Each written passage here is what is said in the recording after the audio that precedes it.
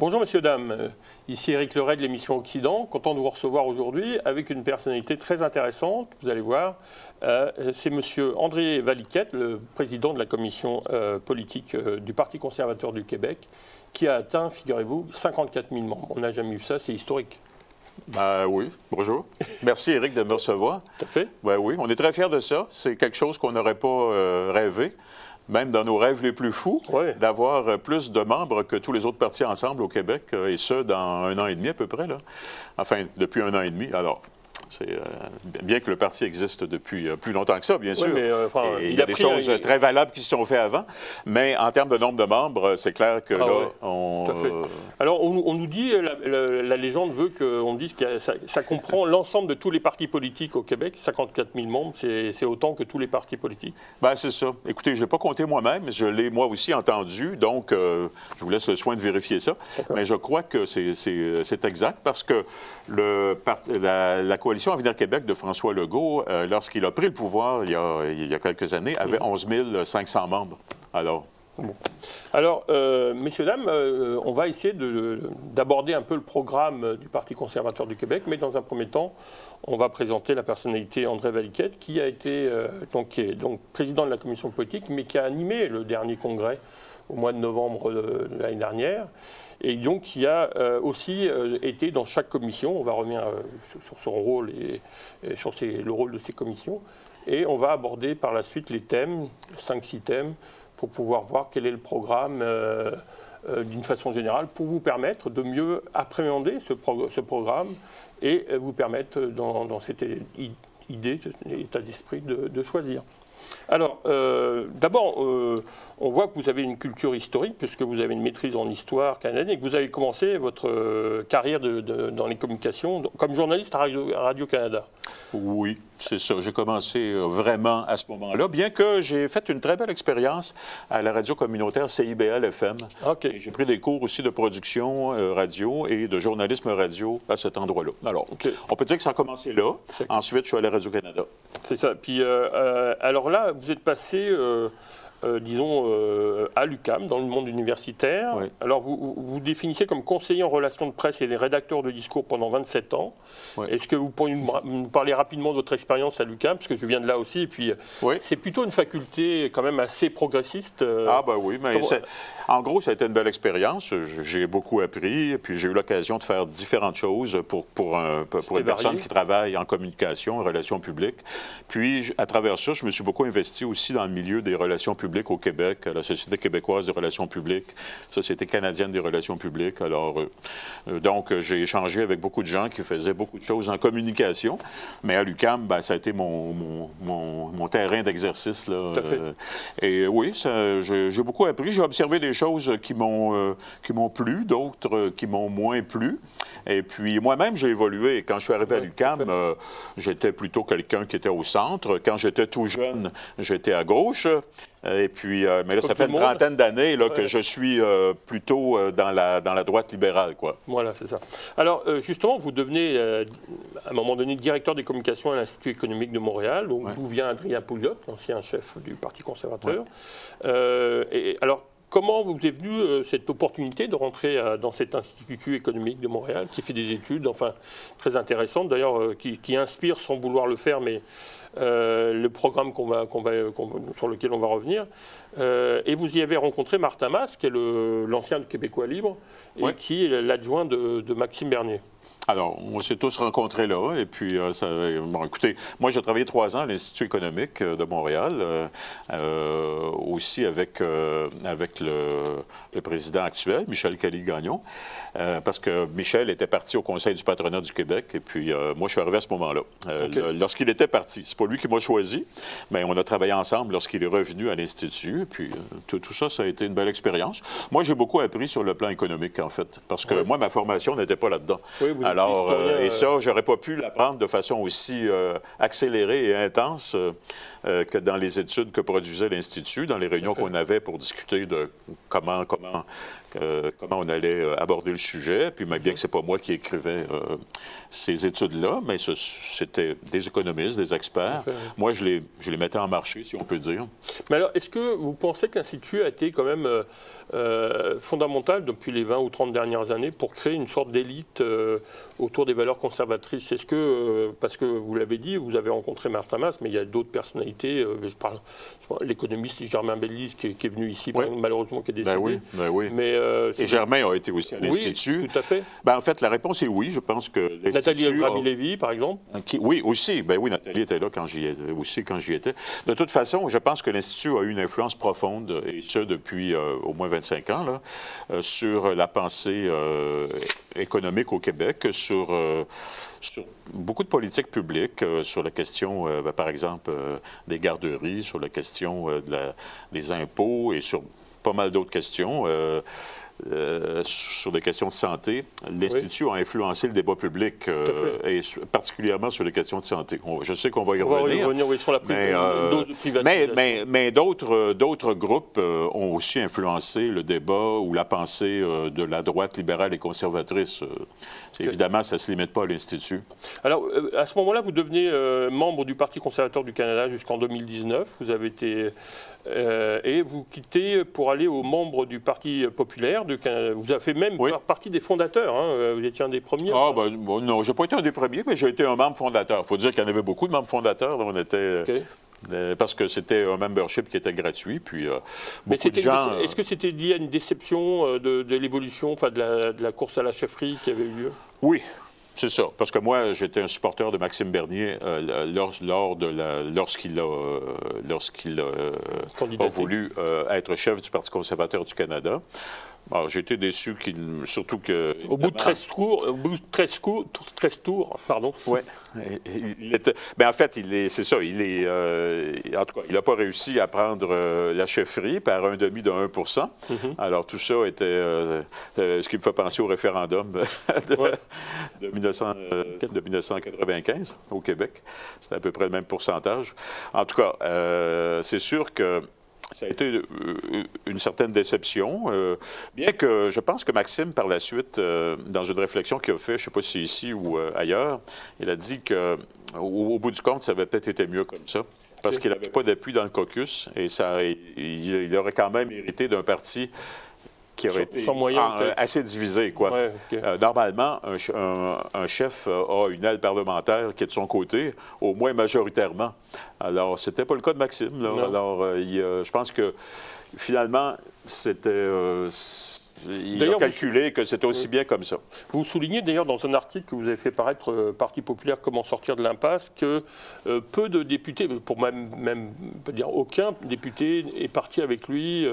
C'est ça. Comme par exemple, on voit Éric Duhaime vient de récupérer par exemple une ancienne candidate Québec solidaire, deux autres personnes qui étaient dans d'autres partis. Enfin, Alors moi, j'ai été candidat du Parti populaire, puis ensuite, après l'élection de 21 octobre 2019.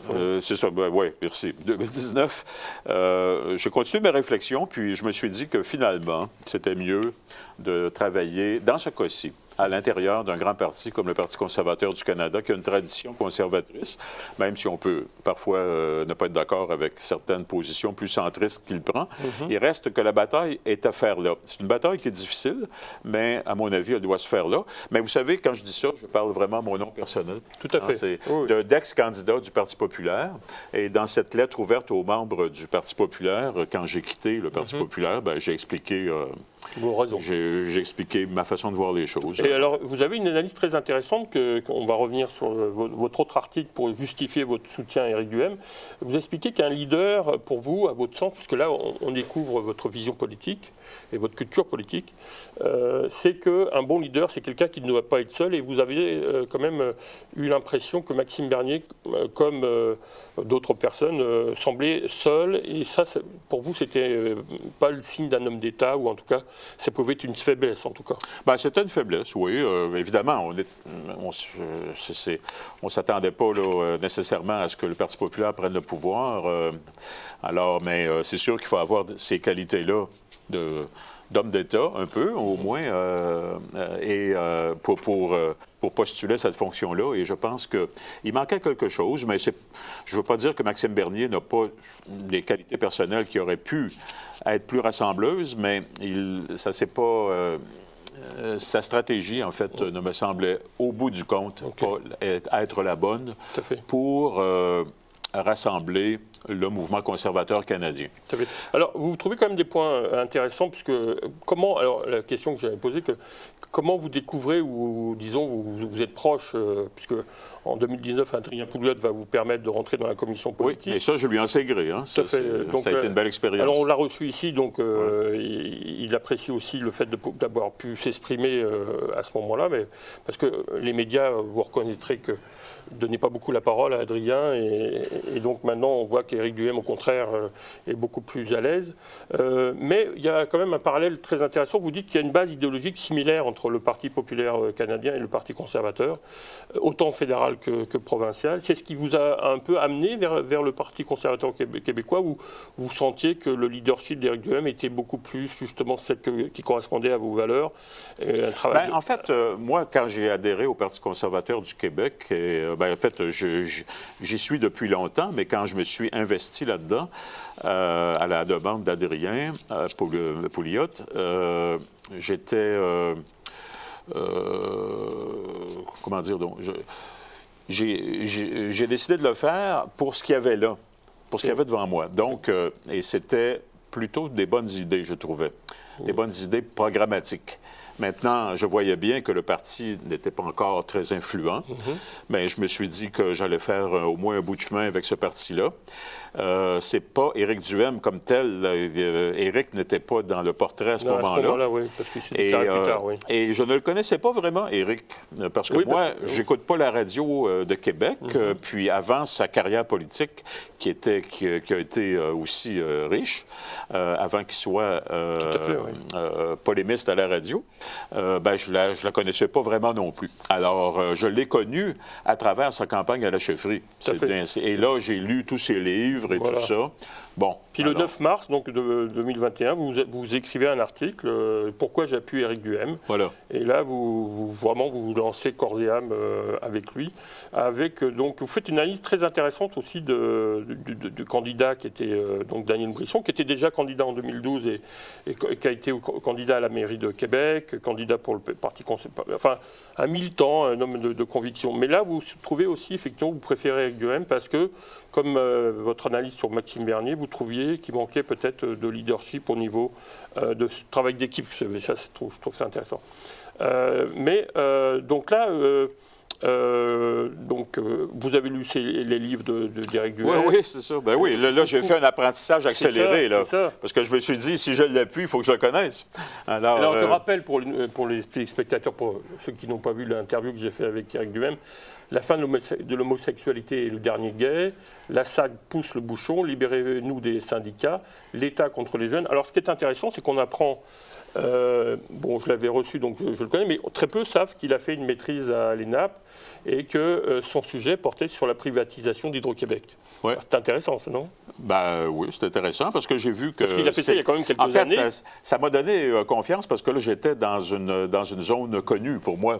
C'est-à-dire, c'était la pensée libérale. C'était le fait que l'État ne doit pas investir des secteurs où le secteur privé peut faire mieux.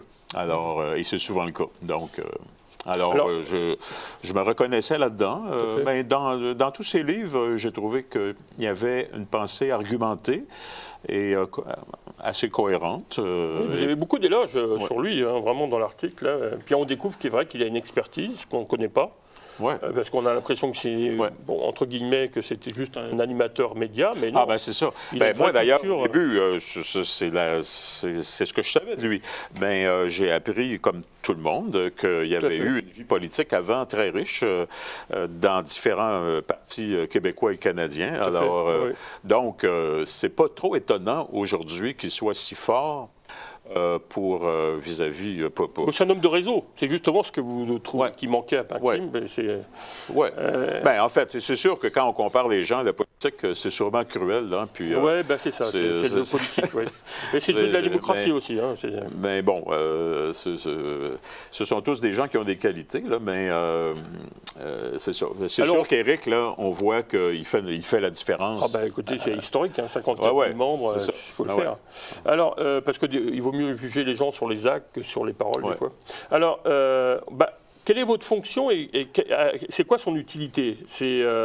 Parce que c'est important, le poste de président de la commission politique. Bon, là, c'est la première réponse, donc là, on a la réponse. Mais comment vous êtes arrivé à ce poste et pourquoi? Parce que vous êtes passionné. J'ai commencé par être membre de la commission politique, puis ensuite, Adrien m'a demandé de la présider. Et puis, ça fait donc, en gros, 1 an et demi, là, donc, ou même 2 ans. Et puis, là, donc, depuis qu'Éric est arrivé, c'est la fonction que j'occupe. Donc, là, j'ai été appelé à contribuer à la transition entre l'ancienne équipe et la nouvelle équipe, parce qu'au niveau de l'exécutif, j'étais une des seules personnes là, qui a comme continué, pas la seule. Et puis, j'ai travaillé très fort, en fait, c'était ma responsabilité, à la préparation du congrès. Alors, ça voulait dire quoi? Bien, un congrès, évidemment, ça... Qui a eu lieu le 20 et 21 novembre 2021, pour ceux qui ont pu suivre. Donc, c'est encore récent. Et ça a contribué, ça a consisté principalement à préparer des propositions. Mais ça, on ne prépare pas ça, évidemment, dans son sous-sol, tout seul. Au contraire, ça s'est fait, mais remarquez que ça s'est fait par Zoom beaucoup aussi, parce qu'on a appris à travailler autrement. Devinez pourquoi. Oui. Et puis, mais on a mis sur pied. En fait, j'ai contribué beaucoup à mettre sur pied 7 comités conseils, des comités aviseurs, sur différents thèmes qui ont été abordés dans le Congrès. Dans ces comités-là, il y avait des membres du parti, puis des gens qui n'étaient pas membres aussi, mais qui étaient proches et qui étaient des experts dans leur domaine. Ça pouvait être dans le domaine immobilier, du logement, ça pouvait être dans le domaine de la santé, où on a eu des médecins qui sont connus maintenant. Et même candidats? Bien, c'est ça, qui sont devenus candidats. Ils n'ont pas été encore confirmés par leur association de circonscription, mais ça va venir. Et donc, on a travaillé avec beaucoup de monde pour préparer des propositions. On a préparé 42 propositions qui ont été présentées aux congressistes. Alors, les congressistes, c'était des membres du parti qui ont payé pour participer et et au nombre de 800, ils ont participé pendant 2 jours à ce congrès-là. Ils ont discuté. On les voyait d'ailleurs. Bon, écoutez, c'est un Zoom. Là. Je pense que pas mal de gens qui nous écoutent connaissent ça. Alors, on voyait tous les gens qui intervenaient. Il y avait des votes chaque fois. Et ensuite, il y avait des votes. Et puis, vous savez, Éric, on a réalisé une chose, c'est que c'est pratique, Zoom. Hein? Oui, oui. Et je fais pas de la publicité pour eux autres, là, mais c'est sûr que... Pas ce genre de plateforme qu'on va dire. Ça ou des plateformes semblables vont nous servir à l'avenir parce que pour un congrès, c'est très pratique parce que juste pour compter les votes, là, ça se fait pratiquement instantanément, alors qu'avant, tu comptes ça. Mais surtout, ça permet de faire participer des gens de diverses régions du Québec sur un pied d'égalité. Voilà, et puis, ça permet de diminuer considérablement les coûts de transport, d'hébergement, location de salles, et j'en passe. Et finalement, les gens peuvent participer autant qu'ils veulent. Et ça permet même de faire participer plusieurs personnes de la même famille. Non seulement vous avez participé à l'organisation, mais vous avez aussi animé le congrès. C'était pas forcément prévu, mais en tout cas... Ça a été une belle expérience. Tout le monde a été très, très content de votre travail. Puis je voulais dire... merci, mais je voulais dire quelque chose, c'est que pendant que les gens intervenaient, il y avait sur un grand écran, comme celui que je vois ici, il y avait un chat. Ah oui, les gens posaient des questions aussi. Les gens posaient des questions ou ils faisaient des commentaires. Ouais. En fait, c'était beaucoup des commentaires qui étaient, de toutes sortes, mais en général assez positifs. Mais des fois, c'était des suggestions où ils trouvaient qu'on s'attardait trop sur une affaire ou passait sur une autre. Mais toujours est-il qu'on a eu 10 000 messages comme ça. C'est fou. Et je peux vous dire que je les ai tous relus dans la semaine qui a suivi pour faire le bilan de cette expérience-là. Parce que l'expérience, c'était aussi tous les gens qui participaient de cette façon-là. Et puis la première fois pour beaucoup? Oui, c'est ça. D'ailleurs, c'est drôle, hein? Les gens nous disaient ça, justement. C'est la première fois que je participe à un congrès. C'est la première fois, souvent, que je suis membre d'un parti. Pas toujours, là, mais... Et puis, les gens étaient enthousiastes. Alors, Je pense que ça a été une des étapes qui nous a donné confiance en nous pour aller vers les Québécois avec d'autres choses que ce qui nous a démarqué, avec raison, pendant la crise sanitaire, la défense des libertés, disons. Mais c'est sûr que pour proposer aux Québécois une vision de leur avenir, je pense qu'on a bien d'autres choses. Et moi, je pense que à ce congrès-là, on a voté toutes les propositions avec plus ou moins de majorité. En général, ça a bien passé ou ça a été amendé aussi. Puis, bon, bref, on s'est retrouvé avec un programme. Tout à fait. Alors, justement, on va rentrer dans le sujet. Bien sûr, vous imaginez, messieurs, dames, que la santé a été le point de mire. Oui. Et il a été assez attaqué, d'ailleurs, Éric Duhem, par les différentes émissions, Mario Dumont, enfin, on a vu ça. Ouais. Mais c'est fou, hein, parce qu'on se fait critiquer pour des mesures sanitaires. Qu'on n'appuie pas dans leur majorité, disons. Mais là, il y a beaucoup de commentateurs qui disent oui, évidemment, on sait que Éric Duhem a des choses à proposer en santé. Mais finalement, lorsque c'est le temps d'en parler, il ne parle pas de ça. Ils ne nous en parlent pas beaucoup. On leur propose des textes d'opinion dans les quotidiens. Ils ne les publient pas. Alors, bon, écoutez, je ne suis pas ici pour me plaindre des médias. Vous savez, on connaît la game, comment ça marche. À un moment donné, le vent tourne, et puis là...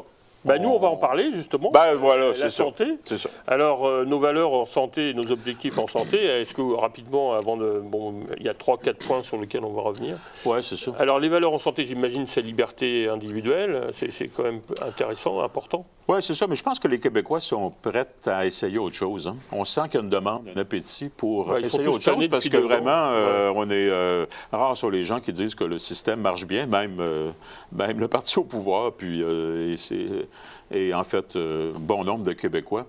Fait qu'on est prêt à essayer autre chose. Puis je pense que... Puis vous savez, moi, j'ai vécu une expérience personnelle que j'avais envie de vous conter en 30 secondes. C'est que moi, je suis un danseur de tango et je me suis usé les genoux prématurément, malgré mon jeune âge. Et le résultat, c'est que je me suis mis à boiter. Et là, après des examens, on m'a dit, tu as besoin d'une opération au genou. Puis ensuite, ça a été l'autre genou. Bon. Alors, j'ai eu 2 expériences.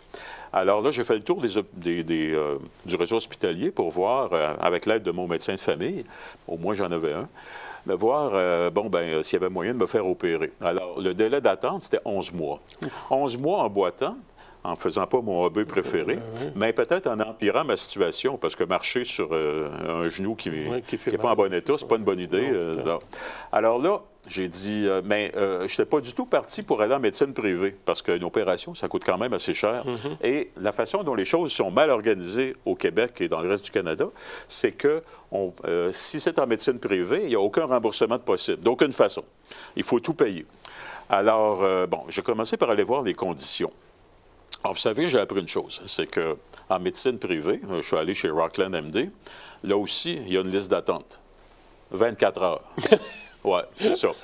À comparer à 11 mois. Oui, c'est clair. Alors, je me suis dit, honnêtement, moi qui n'ai pas des revenus extraordinaires, mais ça me valait ça. Ça me valait ça parce que c'était il fallait régler le problème rapidement. Puis je travaillais aussi, là. Comme tout le monde. J'avais pas envie de boiter un peu partout, là. Puis bon, en tout cas, bref, j'y suis allé une fois, puis 2 fois pour l'autre genou qui c'était 5 ans plus tard, qui a eu le même problème.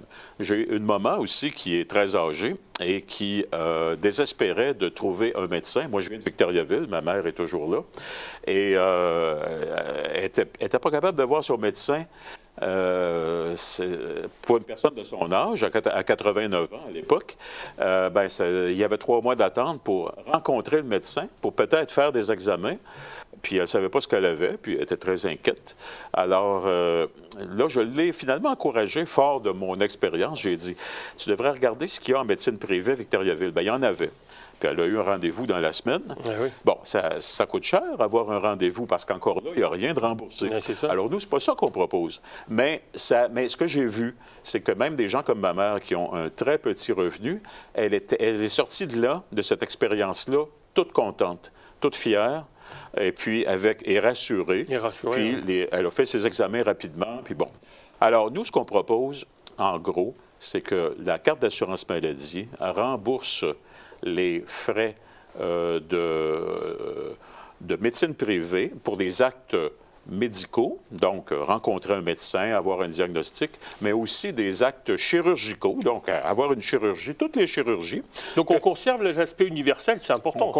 Même, je dirais qu'on l'étend l'universalité, parce qu'actuellement, l'universalité, c'est une façon de parler, n'est-ce pas?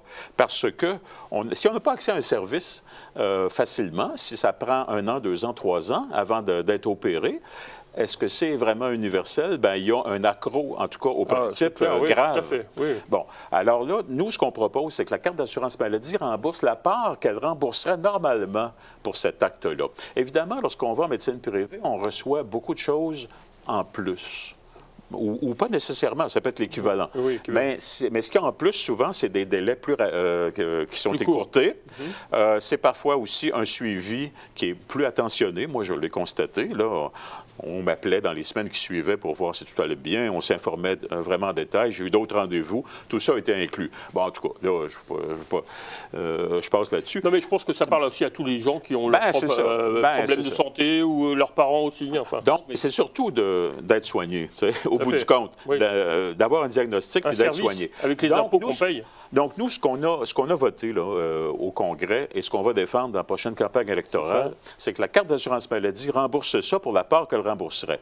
L'autre part, ce que nous proposons, c'est ce qui devrait exister déjà au Québec parce que c'est légal, mais le gouvernement n'a pas autorisé tous les règlements, mais c'est vraiment une question de décision gouvernementale qui va avec la loi canadienne sur la santé, c'est qu'il faut autoriser des systèmes d'assurance qui couvrent tout ce que couvre normalement la santé d'une personne. Et cette part-là, la part qui ne serait pas remboursée par la carte d'assurance maladie, par, mettons, 30 du coût. Je vous donne un exemple. Oui, ça, que ce soit assuré par une assurance privée. Les Québécois connaissent ce genre d'assurance. On a ça des fois pour le dentiste, on a ça pour le paramédical, pour l'ostéopathe, etc., pour les médicaments. On a des assurances qui couvrent... Ou pour les dents, enfin. C'est ça. Alors là, ce qu'on irait chercher avec cette assurance-là, c'est de couvrir donc cette portion-là. Et pour compléter, nous proposons aussi, pour rendre accessible cette assurance-là à tout le monde, c'est parce que ce sont des frais, en plus des lourdes taxes que nous payons déjà au Québec, entre autres pour la santé, qui occupe 46 du budget de l'État du Québec. Donc, nous proposons que le gouvernement, que le gouvernement du Québec, oui, c'est ça, et c'est ce que nous ferions, nous, accorde des crédits d'impôt, entre autres, pour rembourser les frais d'assurance. Alors, si on paye à chaque mois certains montants pour des frais d'assurance, bien, que ce soit remboursé, en partie par des crédits d'impôt. Voilà, au moment de la déclaration d'impôt. Alors, ce que nous proposons là, est-ce une révolution? Plus ou moins. Est-ce un gros changement? Certainement. L'état d'esprit, en tout cas. Mais ce n'est pas tout à fait une révolution, parce que, vous savez, Éric, c'est ce qui se fait dans le monde entier. Dans tout le monde développé, dans tous les pays de l'OCDE, sauf un pays où nous vivons, qui s'appelle le Canada. Et le Québec, qui, avec sa loi canadienne sur la santé, a instauré un monopole public sur les actes médicaux et chirurgicaux. C'est pour ça que vous voulez modifier la loi sur la santé. Et ce monopole-là, nous voulons l'abolir pour additionner les forces du secteur privé, les forces de l'entrepreneuriat privé à notre système de santé. Bon. Ce qu'on se dit là, la cohabitation d'une médecine privée remboursée par les systèmes d'assurance publique, au moins partiellement, et d'un système public qui a parfaitement sa place, bien sûr, ça existe dans toute l'Europe, en France, en Angleterre, en Suède, au Danemark. Ça existe en Australie, au Japon. D'ailleurs, on avait pu voir des études de l'Institut économique de Montréal avaient fait quelques études sur justement comparatives. Ils ont fait une centaine d'études là-dessus. Et ça depuis 20-25 ans. Alors, évidemment, ils ont influencé beaucoup la pensée conservatrice et libérale là-dessus. Alors donc, en gros, c'est ce que nous proposons.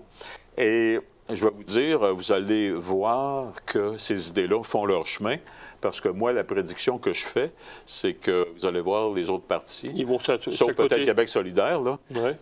qui est dans un autre espace-temps, mais les autres partis vont dire que oui, on va peut-être faire un petit projet pilote, on va peut-être faire ça. Nous aussi, on va y aller progressivement. On n'ira pas... Alors, mais on va... mais c'est sûr que nous avons... nous sommes fermement engagés dans ce sens-là. Donc, meilleure contribution du privé dans la santé, ça c'est un des points. Modifier la loi sur la santé publique, vous venez d'en parler. Financement différent des hôpitaux.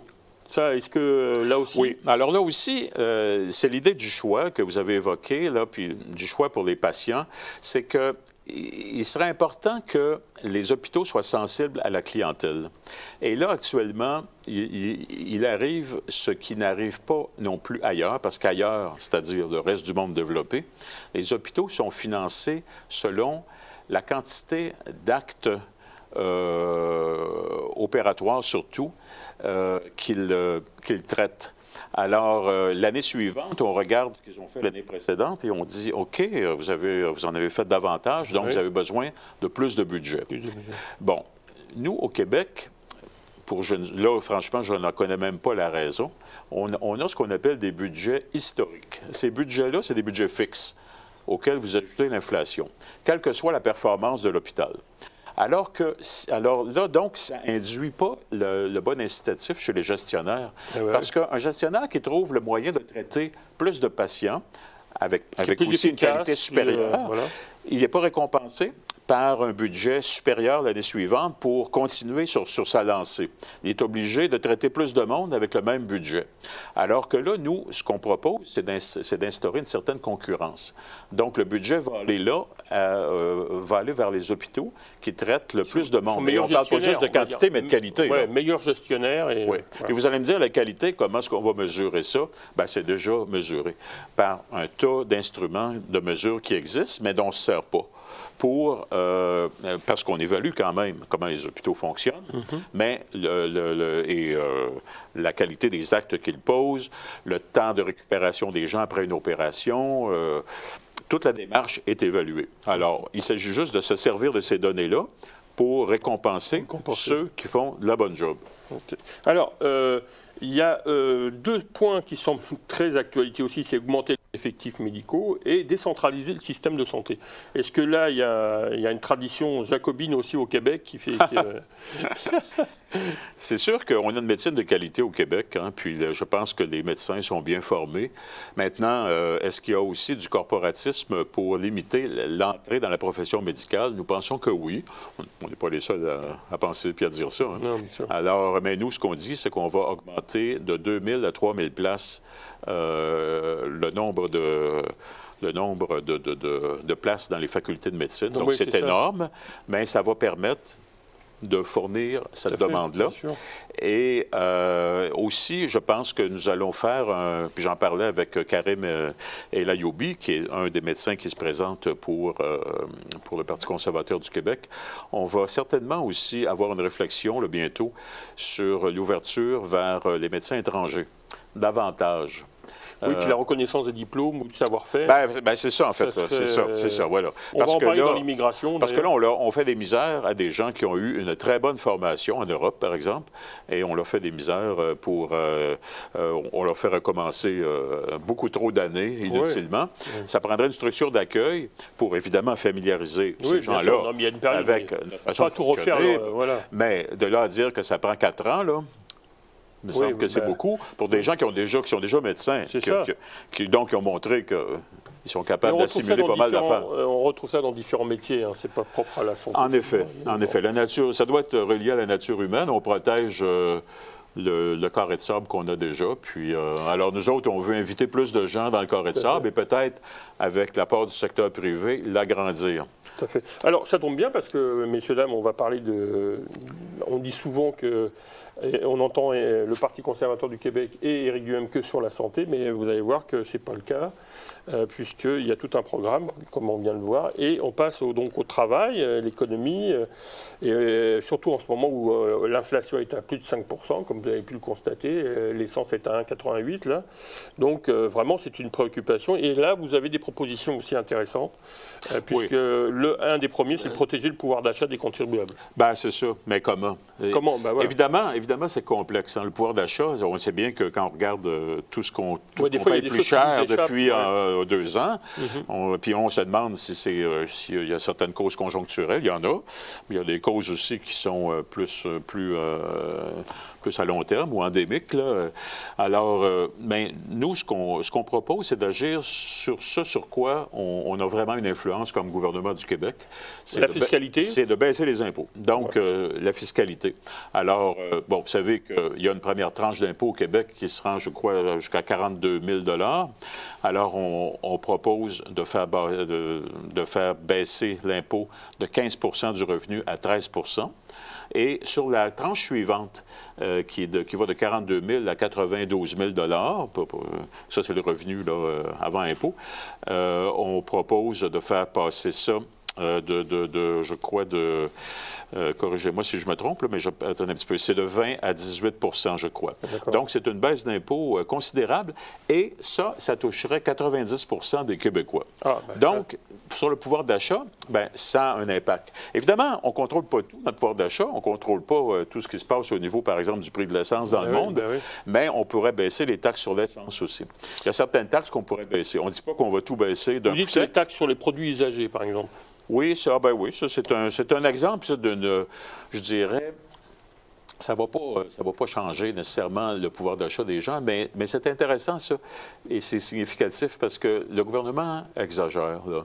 Et là, ça, c'est un bel exemple. On taxe, par exemple, une voiture plusieurs fois. À chaque fois qu'elle est achetée et revendue, on paye une nouvelle taxe. Alors, finalement, ça finit par faire beaucoup, alors que la taxe a déjà été payée une fois sur la voiture neuve. Donc, donc pas seulement sur les voitures, mais surtout les objets de consommation usagés. Nous proposons d'abolir la taxe, la taxe québécoise, la taxe de vente. Et à notre avis, c'est une mesure écologique aussi, parce que ça encourage les gens à regarder du côté des objets usagés, donc de prolonger la durée de vie. De ne pas être dans la course à l'achat des nouveautés constamment. Puis de ne pas remplir nos dépotoirs avec des choses qui parfois sont encore bonnes. Alors, stimuler l'investissement et la croissance des sociétés québécoises, ça, on revient au principe de Bastia qui dit qu'il faut garantir les libertés et non pas la gérer. Mais là, je trouve ça intéressant parce que vous êtes dans un rôle de l'État qui doit accompagner. Comment vous voyez ça? Comment vous pouvez présenter ça pour justement vous différencier des autres partis? Comment vous pouvez stimuler l'investissement par rapport... Là, on vient d'apprendre que Trudeau dépense plusieurs millions pour aider près de 200 000 entreprises vers le numérique. Est-ce que c'est dans cette idée ou dans cet esprit? Ici, il va falloir que je fasse preuve d'humilité parce que c'est pas une proposition que je maîtrise très bien. Elle a été mise au point par des personnes qui occupent des hautes fonctions dans des banques québécoises et canadiennes. Et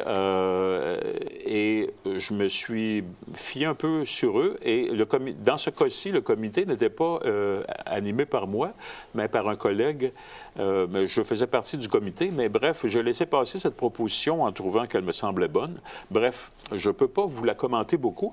J'invite les gens à la lire. C'est dans le chapitre de nos propositions sur l'économie. Elle est assez complexe. Alors vous vous êtes retrouvés dedans, mais c'est sûr je trouvais que l'actualité tombait bien parce que Trudeau venait d'annoncer... oui, c'est ça. Écoutez, c'est une bonne proposition, mais je ne pourrais pas vous l'expliquer vraiment à fond. Mais vous savez, il y a une autre façon aussi par laquelle on veut aider les Québécois à passer à travers la période inflationniste difficile qui semble nous tomber dessus pour au moins un petit bout de temps, c'est d'exploiter nos richesses naturelles.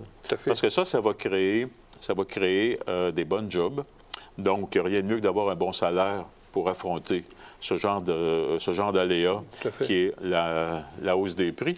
Mais aussi, ça va permettre d'avoir certaines matières premières à meilleur coût parce que ça va être des richesses naturelles qui viennent du Québec, par exemple le gaz de schiste. Oui, tout à fait. Et on pourrait nommer aussi d'autres richesses naturelles qu'on devrait exploiter davantage. Et à chaque fois qu'on parle d'exploiter nos richesses naturelles, il y a des drapeaux qui se lèvent pour s'y opposer. Et ceci dit, nous croyons vraiment qu'il faut que ça se fasse correctement, dans le respect des gens qui travaillent là-dedans, comme dans le respect des gens qui sont voisins de ces entreprises-là, puis de tous les Québécois. On va en parler. Et ça peut se faire. Oui, on va en parler un petit peu plus, oui. Alors, il y a aussi l'aspect très important de la famille et du logement. Alors, pour la famille, vous avez aussi des propositions très intéressantes qui vont plaire, je pense, aux parents, puisque l'idée, c'est d'une part, d'affirmer la primauté parentale comme principe fondamental du droit de la famille, mais aussi mieux soutenir les familles et encourager la natalité. Oui, c'est sûr. Bien, c'est sûr que la question de la natalité, ça tient à la question de la survie du peuple canadien-français. Et on sait bien que la démographie contribue à l'histoire beaucoup. Certains disent que la démographie fait l'histoire. Alors, bon, je pense qu'il faut encourager les familles. Ça, c'est important dans on n'est pas les seuls à dire ça nécessairement, mais nous, ça va dans un cadre d'encouragement vraiment au développement de la nation canadienne-française. Et on pense que cet héritage-là, nous devons le préserver. Ça passe, entre autres, par la natalité. Dans les questions de famille aussi, bien, il y a le soutien aux familles par les garderies. Actuellement, il y a des listes d'attente inacceptables dans les garderies. À chaque élection, on nous promet davantage de garderies publiques. Nous, ce qu'on dit, c'est qu'il doit y avoir, comme dans le milieu de la santé, une coexistence d'un secteur privé et public. Et nous autres, ce qu'on dit, c'est qu'on doit plutôt donner de l'argent aux familles pour qu'elles magasinent elles-mêmes la garderie qu'ils ont envie d'avoir. On n'est pas les seuls à avoir dit ça. Mario Dumont disait ça il y a 10-15 ans. Alors, nous, on ramène ça sur la table et on dit qu'on va donner 200 $ par enfant, par famille, par semaine.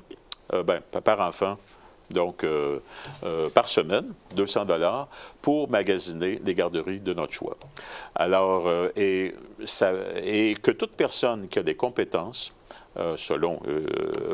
pour être certifiée pour ouvrir une garderie. C'est pas nécessaire d'être dans toutes les corporations. Les critères, les critères extrêmement exigeants, mais qui tiennent souvent à la volonté du ministère qui veut tout contrôler, de se protéger en même temps. Alors, le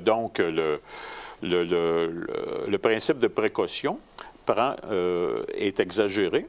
Et le résultat, c'est qu'on n'arrive pas à livrer le service. Alors, nous autres, on dit qu'il faut laisser l'initiative privée jouer là-dedans, parce que ne pas faire ça, ça a des conséquences aussi. Puis ils peuvent choisir aussi de rester chez eux, de prendre une garderie à la maison. Absolument. Donc, absolument. Cet argent, ils vont faire ce qu'ils en veulent. Ben, oui, c'est ça. C'est-à-dire que mais bien sûr, pour l'enfant. On respecte parfaitement ce choix-là. Ben oui. Tout à fait. Et ça, c'est nouveau, ça, quand même. Parce qu'on est quand même pris dans un... Ouais. Donc, il y a la famille, mais il y a le logement aussi. Ah oui, là, parce que le logement, écoutez, les prix sont fous, là. Ah oui, c'est ça. Là, la famille où ça se passe. Alors, nous, on prend ça de la façon suivante. C'est que on prend ça par le bout de l'offre, si vous voulez, plus que de la demande. Donc, ce qu'on dit, c'est que là, les gens cherchent un logement puis ils n'en trouvent pas. Mais pourquoi ils n'en trouvent pas? Ou pourquoi ils ont de la difficulté à en trouver? C'est qu'on ne construit pas assez de logements à prix modéré. Et pourquoi on n'en construit pas assez à prix modéré? C'est parce qu'il y a une fixation des loyers qui est exagérée. Puis vous savez, là, je ne parle pas à travers mon chapeau. J'ai travaillé 3 ans au tribunal administratif du logement, il y a longtemps. Mais je peux vous dire qu'à l'époque, les présidents de la régie, eux, ceux que j'ai connus et ceux qui se sont succédés, trouvaient toutes que les règles de fixation des loyers étaient complètement exagérées. Puis ils pensaient tous une chose aussi, puis ça, ils l'ont dit en vidéo il y a 2 ans, dans des entrevues qui ont été réalisées par la Corpic, la Corporation des propriétaires immobiliers. On peut les voir sur Internet, ces entrevues-là. Alors, ils disaient tous, ces anciens présidents de la régie, que c'était exagéré, mais qu'il n'y a pas un politicien qui osait changer les règles de fixation parce que les groupes de pression, genre Frappu, leur sautait à la gorge aussitôt qu'ils parlaient d'assouplir les règles de fixation de loyer. De libéraliser, Alors, un peu. Bien, c'est ça. Parce que là, c'est sûr que pourquoi un propriétaire investirait pour rénover un logement ou construire des nouveaux logements à prix modéré ou rénover des logements à prix modéré, pourquoi il le ferait s'il ne peut pas récupérer du tout son investissement dans les années qui suivent? C'est pas... Donc là, il faut accompagner aussi. Écoutez, c'est comme tu sais, là, ça se fait sous le prétexte de la nourriture, c'est-à-dire, on le fait sous le prétexte que le logement, c'est spécial. Comme la santé, c'est spécial. Oui, c'est spécial, mais il y a beaucoup de choses de spécial. La nourriture aussi, c'est ça que j'avais en tête. Oui, c'est ça. Mais si la nourriture, ça relevait seulement du domaine public, si c'est le gouvernement qui s'occupait de produire et distribuer la nourriture, pensez-vous qu'on serait bien servi? Posez la question, ça y répond, n'est-ce pas? Ça, bon, alors, nous, on dit qu'il faut libéraliser ce secteur-là, en effet, et parce que c'est en faisant en sorte qu'il y ait beaucoup de logements sur le marché à prix modéré, que les prix vont être modérés aussi et que les logements vont être mieux entretenus et vont être aussi vont mieux répondre à des normes comme la question de l'isolation, qui est très pauvre dans beaucoup de logements, mais investir dans l'isolation, ça coûte cher. Et puis, les propriétaires, souvent, ne le font pas parce qu'ils se disent... La régie va pas, la régie, c'est l'ancien nom du tribunal administratif du logement, ils ne vont pas reconnaître ma dépense, je ne pourrais pas augmenter. Alors, nous autres, ce qu'on dit, c'est qu'il faut arrêter ça, ces affaires-là. Il faut qu'il y ait un droit au maintien dans les lieux pour le locataire. Ça, oui. Mais il faut que la fixation de loyer soit beaucoup plus libéralisée. Ça ne veut pas dire qu'il ne doit pas y en avoir, mais les règles doivent être assouplies pour faire en sorte que le propriétaire récupère son investissement. Et puis, il faut aussi changer un tas d'autres règles rapidement, il y a vont dans ce sens-là. Contre le registre des loyers, pour un dépôt de loyer en garantie par le locataire, aider les locataires démunis plutôt que subventionner. Un dépôt de loyer en garantie, on n'invente rien. Ça se fait dans les autres provinces canadiennes. Le Québec, on ne fait pas ça. Pourquoi? On se demande bien pourquoi. Parce qu'il y a beaucoup de propriétaires qui se retrouvent avec des logements massacrés lorsque le locataire est parti. Puis ça, je regrette, là, mais wow! C'est pas possible de poursuivre ces gens-là la plupart du temps. Et puis, on se retrouve avec des... alors que s'il y avait un dépôt de garantie, bien, au moins, ça met en place une valeur auquel nous croyons beaucoup avec celle de la liberté, c'est la responsabilité. Et puis donc, la responsabilité, c'est aussi celle du locataire, tu sais. Mais on pense aussi aux locataires parce qu'on va leur donner une plus grande offre de logement. Tout à fait. Les prix vont se stabiliser. Pour les familles plus pauvres, on veut bonifier l'allocation logement. Et pour les locataires qui veulent accéder à la propriété, on va bientôt amener des propositions aux Québécois. Parce que ça, c'est aussi un enjeu actuellement. Tout à fait. Alors, avec le logement, on s'aperçoit que l'environnement, les transports, les ressources naturelles, on en a parlé rapidement, là, mais il y a aussi un impact, parce qu'il faut construire, mais et là aussi, vous avez fait des propositions, valoriser les ressources naturelles, donc vous avez parlé, et les exploiter, alors qu'on a tendance plutôt à ne pas vouloir les exploiter pour des raisons idéologiques. Encourager l'entrepreneuriat en environnement. La bourse du carbone, un système de redevance minière plus juste, renforcer la mission d'Hydro-Québec. Alors dans quel sens, par exemple on voit qu'Hydro-Québec a déjà un rôle très important au Québec. Oui. Bien, Hydro-Québec, c'est sûr que les Québécois sont fiers de leur société d'État, puis on n'a pas l'intention de la brader, si vous voulez, bien qu'il y a peut-être des choses qui pourraient être faites par le secteur privé. Mais disons simplement qu'il serait bon que le gouvernement regarde la performance des autres sociétés d'État, seulement en Amérique du Nord. Il y en a énormément de sociétés d'État en électricité. Et lorsqu'on compare le fonctionnement, lorsqu'on compare l'efficacité et l'efficience de notre société d'État, c'est pas toujours à notre avantage, loin de là. Mais puis vous savez, il y a des études qui ont été faites là-dessus, entre autres bon, là, j'ai oublié son nom, là, mais c'est en fait, oui, ça a été publié à l'Institut économique de Montréal, entre autres, mais ailleurs aussi. Alors voilà, donc, écoutez, là, en environnement, c'est sûr qu'on a beaucoup de choses à faire, mais nous, vous savez, on est des optimistes aussi sur ces questions-là, en environnement. On croit à la science, on croit aussi à la capacité de l'être humain de trouver des solutions. Parce que comment dire, l'être humain, c'est pas seulement quelqu'un qui consomme des ressources, c'est une ressource en lui-même parce qu'il développe des solutions. Ce que fait pas la nature elle-même, si vous voulez. Nous, alors, par exemple, donc, c'est ce qui nous rend optimistes parce qu'il n'y a jamais eu autant de scientifiques dans le monde et qui sont connectés aussi plus que jamais entre eux.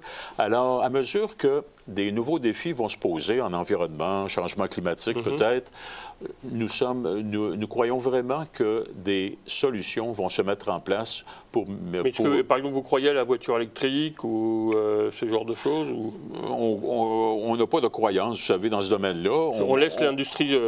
ben c'est ça. Nous, on ne pense pas qu'on devrait subventionner des choix de consommateurs. On pense que les consommateurs sont capables de choisir par eux-mêmes.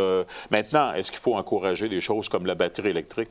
Il faut surtout, je pense, mettre en place des conditions pour que des entrepreneurs puissent travailler. Oui, parce qu'au Québec, ils sont forts en batterie. Ben oui, c'est ça. Alors, tant mieux si on développe cette filière-là.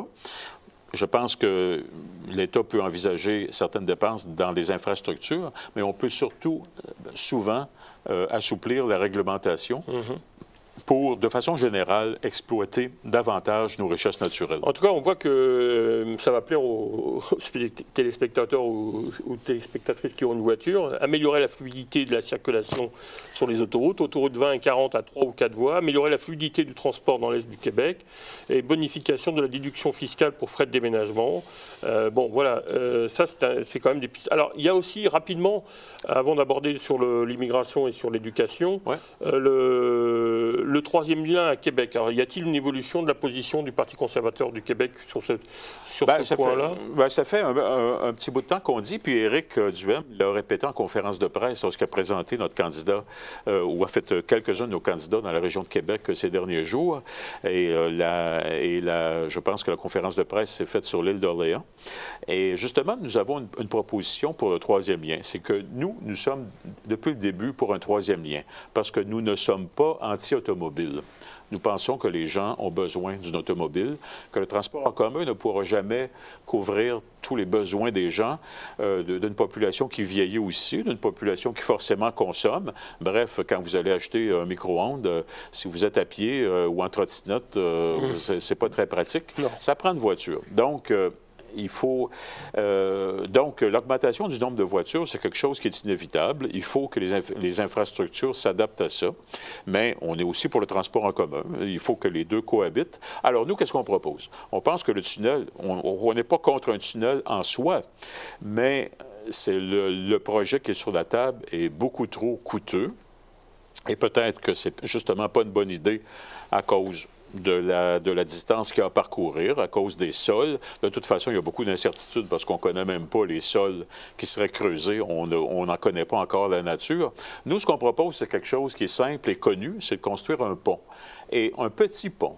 Vous allez me dire, comment le pont pourrait-il être petit? Bien, on le ferait passer par l'île d'Orléans et il serait dans la continuité de celui qui existe déjà sur la rive nord de l'île d'Orléans pour rejoindre la rive nord du fleuve. Oui, il traverse. Donc, nous proposons un pont qui relierait Lévis et l'île d'Orléans, un pont donc relativement court, et entre les deux, une autoroute qui ferait le lien direct entre les deux. Donc, pour réduire vraiment au maximum les nuisances pour les habitants de l'île, ça ne paraîtra pas beaucoup, et donc, on pourrait prendre d'ailleurs... on peut même couvrir l'autoroute sur l'île, hein, peut-être, pour minimiser le bruit. Enfin. Oui, toutes sortes d'idées. Oui, c'est ça. Mais chose certaine, on reprendrait un peu le design du pont qui est déjà dans les papiers du ministère des Transports pour la Rive-Nord, parce qu'il y a un pont qui est là, mais qui va être remplacé parce que sa durée de vie est pas mal complétée. Donc, un nouveau pont s'en vient. Alors, ce nouveau pont-là, on croit que les devis sont pas mal avancés. Donc, on pourrait s'en servir pour faire un pont assez semblable du côté sud. Bon, alors voilà. Donc, on parle pas d'un pont moins cher que le tunnel, on parle d'un pont 5-6 fois moins cher que le tunnel. Donc, donc, ça, c'est à l'avantage des contribuables. On connaît les technologies, il y a un savoir-faire. Ben voilà, on a vu le pont Champlain. Des ponts sont construits partout. Alors, on peut aussi prendre des bonnes idées un peu partout, mais déjà, il y a eu une sélection qui s'est faite avec le pont qui va être reconstruit sur le versant nord. Alors, on pense que... Donc, c'est ça notre proposition. Tout à fait. Voilà. Alors, pour finir cette belle entrevue, donc on a deux thèmes qui sont quand même importants aussi. L'immigration, qui sont assez liés quand même aux enjeux de l'économie, puisqu'on voit bien qu'il y a un manque de personnel, tout ça. Mais il y a un problème aussi d'intégration. Il faut, mais vous êtes toujours dans cette logique de choisir des immigrants et rapatrier des pouvoirs en immigration pour le Québec. Ça, c'est la dimension nationaliste du Parti conservateur du Québec. Mais il y a aussi une volonté de votre part d'aider à cette intégration par la reconnaissance des diplômes, par exemple, ou des savoir-faire. Là, il y a un dialogue avec les syndicats ou les corporations qui serait nécessaire à envisager. Oui, il y a plein de choses, évidemment, là-dedans. C'est un domaine qui est sensible, celui que vous soulevez là. Et on l'a vu aussi au Congrès, on l'a vu dans la couverture de presse qui a suivi celle du Congrès. Alors, écoutez, nous, ce qu'on a à dire sur l'immigration, c'est que, premièrement, on aime tout le monde. Hein? On aime tout le monde comme individu. Tout le monde est bienvenu pour qui veut s'assimiler et est capable de s'assimiler. Maintenant, on pense que en fait, nous défendons aussi les intérêts du peuple québécois. Du peuple québécois, puis en français. Alors, on pense que... vous dites d'assurer la croissance de la culture québécoise dans un contexte de faible natalité et de vieillissement de la population. Bien, c'est ça. Donc, l'immigration peut avoir un rôle à jouer, mais il faut surtout faire attention parce qu'actuellement, l'immigration au Canada est incontrôlée. Et si on regarde l'exemple de certains pays européens, ça fait peur parce que ce n'est pas la solution vraiment à tous les problèmes. Au manque de main-d'œuvre. Parce que souvent, c'est bien de valeur, mais les compétences des gens qui viennent chez nous sont loin d'être alignés sur le marché du travail. Donc, nous, ce qu'on dit premièrement, c'est qu'on doit accepter les immigrants selon les besoins économiques du Québec. Tout à fait. Ensuite, deuxièmement, et sur un pied d'égalité, la capacité de parler français. Évidemment, ce n'est pas exclusif. On peut très bien accepter des gens qui ne le parlent pas encore, parce qu'il faudrait qu'il y ait un programme de francisation. Il y a francisation efficace. Oui, et pas seulement pour l'immigrant lui-même, mais pour sa famille qui vient éventuellement avec lui. Elle doit être couverte par ça aussi, par les programmes de francisation. Et puis, mais aussi, il y a quelque chose que je tiens à dire, c'est qu'il faut qu'il y ait une compatibilité civilisationnelle. OK? Et ça veut dire que des personnes qui ne partagent pas des valeurs démocratiques, d'égalité homme-femme, d'état de droit, bon, écoutez, c'est sûr qu'on a tous en tête des civilisations qui sont plus loin de ça. Ce n'est pas une question raciale. Ça n'a rien à voir ni de près ni de loin avec le racisme. C'est simplement une question culturelle. Et c'est une question qui peut... ce sont des choses qui peuvent évoluer partout dans le monde. Mais il faut prendre les gens où ils sont rendus lorsqu'ils émigrent chez nous. Alors, nous disons... Il faut accepter les gens qui ont cette compatibilité civilisationnelle. Mais en même temps, vous recentrez aussi beaucoup sur l'école. C'est intéressant parce que donc l'éducation devient un enjeu majeur et là, vous le valorisez assez bien. Vous dites que l'école assume sa mission de transmission et de pérennité de la langue française, mais aussi pour préserver le patrimoine. Mais vous êtes très militant sur l'aspect, justement, liberté d'expression et éducation. Et ça rejoint un peu les valeurs de liberté et de responsabilité. C'est ça. Premièrement, l'éducation, c'est important pour les conservateurs parce que c'est la question de la transmission. Hein? Et donc, transmission de ce qui a déjà été construit par des générations qui nous ont précédés. Maintenant, là, ce qui se transmet actuellement, surtout dans les universités, il y a un problème. Et le problème, c'est, je dirais, des théories folles, qu'on appelle le wokisme, et qui sont présentes dans beaucoup de nos universités. Bon, moi, à l'Université d'Ottawa, moi qui ai travaillé à l'UQAM, j'ai eu mon bain de marxisme quand j'y étais étudiant. Puis ensuite, j'ai vu plus tard, bien plus tard, comme personne qui travaillait pour l'UQAM. J'ai vu se développer le wokisme aussi, mais ce n'est pas propre à l'UQAM, c'est propre à beaucoup d'universités nord-américaines et maintenant européennes. Alors, nous disons que... Il faut démocratiser. En fait, moi, j'ai une idée, et c'est moi qui ai fait la proposition qui a été votée au Congrès, c'est qu'on prenne le problème par deux bouts. Il y a bien sûr qu'il se crée des comités pour préserver la liberté académique, parce que le wokisme travaille contre la liberté académique. Il y a une professeure il y a des idées qui sont intolérables. Qui a perdu son job, parce qu'elle a utilisé le mot nègre. Ben oui, même Mathieu Bock-Côté avait été interdit de donner une conférence par des associations étudiantes. En tout cas, c'était complètement inacceptable. Mais nous, on dit, OK, on va obliger les universités à mettre sur pied des comités sur la liberté d'expression qui vont définir des règles qui fonctionnent pour elles. OK. Mais l'autre bout par lequel prendre ça, c'est les associations étudiantes. Parce que les associations étudiantes, dans beaucoup d'universités, sont noyautées par l'extrême gauche, wokiste ou pas wokiste, ou marxiste traditionnel. Et le résultat de ça, c'est que des professeurs eux-mêmes gauchistes et des gens de l'administration qui viennent du monde professoral et qui sont restés gauchistes, ils plient tous devant ces idéologies-là. Voilà. Alors, alors, le bout par lequel nous proposons de prendre ça, c'est de changer la loi de 32 qui concerne la reconnaissance des associations étudiantes et leur capacité de prélever à la source sur les frais à côté des frais de scolarité des étudiants des millions de dollars pour financer leurs activités. C'est obligatoire en plus, c'est obligatoire. Absolument, c'est obligatoire. Moi, je suis à l'Université de Montréal. Alors nous, ce qu'on dit, c'est que pour qu'une association puisse faire ça, elle doit, son exécutif doit être élu au scrutin secret et par Internet. Pourquoi les deux? Parce que le scrutin secret, évidemment, ça diminue la pression chez ceux qui votent contre ou pour d'autres candidats. Mais par Internet, c'est très important aussi. Parce que prenez une institution que moi j'ai connue, l'UQAM. La moitié des étudiants sont à temps partiel. C'est des gens, ceux qui ont des familles, qui n'ont pas le temps de venir jusqu'à minuit discuter à la réunion de l'association étudiante où à la fin de la soirée, on va voter pour le nouvel exécutif ou pour un vote de grève ou pour ci ou pour ça. Alors, avec l'élection par Internet, ça permet à tout le monde de voter. Et ce sont des mécanismes qui existent déjà pour certaines élections dans les universités. Il faut l'imposer aux associations étudiantes. Et laissez-moi vous dire une chose, les étudiants sont pour ça. Parce qu'ils voient bien que leur argent va dans des causes complètement folles. Et je vais vous dire une chose aussi, il y a plusieurs associations étudiantes en place qui sont contre ça, pour la même raison. Mais vous posez un problème essentiel, puisqu'on a vu en France la difficulté des gens de trouver le parrainage, puisque François Hollande, comme président socialiste, avait changé, donc c'était obligatoire de rendre public le nom des gens qui soutiennent tel ou tel candidat. Ah oui. Et donc là, ça fait que, par exemple, Mme Le Pen, peu importe la candidate, mais elle n'a eu que 500 candidatures. Ouais, alors que, 503 voix, oui. Alors que, bon, enfin bref, il y a eu une difficulté parce que c'est rendu public. Et ça, je trouve que c'est antidémocratique. Alors, remarquez que la démocratie peut être publique, mais la démocratie, c'est un ensemble de choses.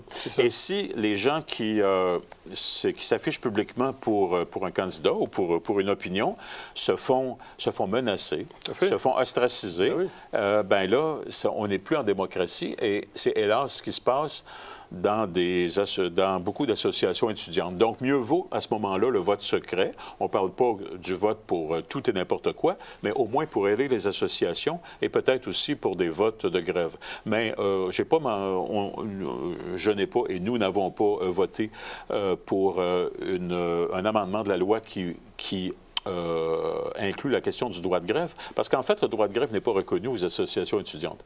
Ils invoquent ça, mais ce n'est pas un droit qui existe pour des étudiants. Ce ne sont pas des salariés au sens de la loi. C'est ça. Alors, pour finir, on voit bien que les valeurs de l'éducation sont au cœur de votre programme, parce que vous avez une démarche pédagogique dans tous les domaines. Et donc là aussi, appuyer les parents en faisant l'école à la maison, revaloriser la formation professionnelle, c'est important, les métiers, comme les cégeps par exemple. qui est assez exceptionnel au Québec, puisque ça n'existe pas dans d'autres... et pour des approches éducatives répondant aux besoins des élèves. On sent quand même que vous êtes essayé d'être à l'écoute des besoins. La formation professionnelle, c'est vraiment quelque chose qui doit être valorisé et qui ne marche pas assez bien au Québec. Il n'y a pas assez d'étudiants qui vont en formation professionnelle, c'est-à-dire pour apprendre un métier. Un métier. Et ça, c'est une proposition que j'ai travaillée avec un gars qui est membre du Parti conservateur et qui est un gars qui est très militant. Et lui, il n'a pas fait beaucoup d'études. Mais puis il a eu beaucoup de difficultés à faire des études parce qu'il y avait des problèmes lorsqu'on inverse les lettres. La dyslexie. Oui, c'est ça. Puis des choses comme ça. Mais dysorthographie. C'est un gars brillant. Ça pour dire que, oui, c'est ça, c'est lui qui a eu l'idée. Que l'on fasse quelque chose pour ça, puis on a écrit la proposition ensemble. Donc, ça prendra une campagne de promotion de la formation professionnelle, mais aussi un diplôme après secondaire 3. Et puis, éventuellement aussi de pouvoir revenir aux études pour certains qui veulent changer de carrière. Ben oui. Et de ne pas limiter à l'âge, par exemple. Puis, vous savez, si on a suffisamment de gens dans des métiers comme électricité, plomberie et bien d'autres, bien, ça va contribuer aussi au pouvoir d'achat des gens. Parce qu'actuellement, si on se dirige vers une pénurie de ces métiers-là, bien, c'est bien évident que les prix vont monter. S'il y a 50 personnes qui veulent un plombier la même journée, ça n'aidera pas à faire baisser les prix. Tout à fait. Alors, écoutez, je vais vous laisser le mot de la fin, puisque peut-être que vous espérez pour les prochaines élections. Alors, parlez-nous rapidement Est-ce qu'il y a beaucoup de candidats? Vous êtes dans une expectative de pouvoir annoncer et présenter de nombreux candidats? Ben, écoutez, là, ce que je souhaite, c'est que nous ayons des candidats dans tous les comtés. Ce n'est pas moi qui m'occupe de ça. Je sais qu'il y a des gens qui s'y emploient très efficacement. Et je vois venir des belles candidatures pour le Parti conservateur du Québec. Très bien. Alors, je suis très optimiste. Ça nous fera plaisir de les recevoir. Si à l'occasion, ils veulent s'exprimer. Alors, messieurs, dames, je voulais vous remercier pour votre attention. Si vous voulez creuser la question du programme, vous pouvez aller sur le site du Parti conservateur du Québec. Le programme est téléchargeable, il n'y a aucun problème. Et vous allez voir qu'au contraire de ce que disent les médias, il y a beaucoup de propositions dans différents domaines et pas seulement dans celui de la santé. Voilà, merci, M. Valiquette. Merci, Éric. Au plaisir. Et puis, à une prochaine fois. Merci.